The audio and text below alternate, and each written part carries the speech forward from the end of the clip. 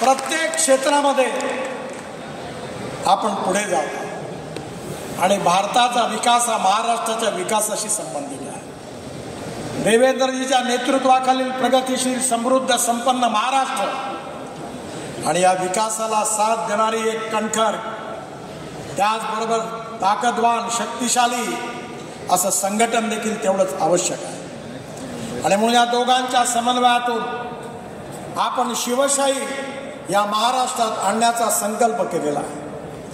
मोठ्या मोठ्या नेत्यांचं नाव घेणं हे सहज सोपी आहे, पण त्याबरोबर ती जबाबदारी आहे की त्यांचं जे स्वप्न आहे ते पूर्ण करणं आपली सगळ्यात मोठी जबाबदारी आहे.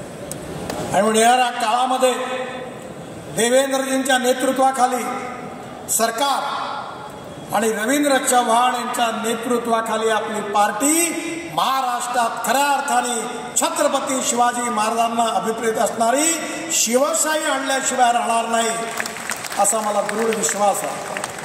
आणि म्हणूनच मला अतिशय आनंद झाला की एक तळागाळातला कार्यकर्त्यांना आपला वाटणारा कार्यकर्ता, एक संघर्षशील कार्यकर्ता आज आपल्या पक्षाचा अध्यक्ष झालेला आहे. आणि खरोखर ही कार्यकर्त्यांकरता अभिमानाची गोष्ट आहे. मी रवींद्र चव्हाण यांना त्यांच्या उज्ज्वल कार्याकरता मनापासून खूप खूप शुभेच्छा देतो आणि माझं बोलणं संपवतो. धन्यवाद. नमस्कार. धन्यवाद नितीनजी. राष्ट्रगीताने या सगळ्या समारंभाची सांगता होणार आहे, तोपर्यंत इथून कोणीही हलू नये अशी सगळ्यांना विनंती करते. व्यासपीठ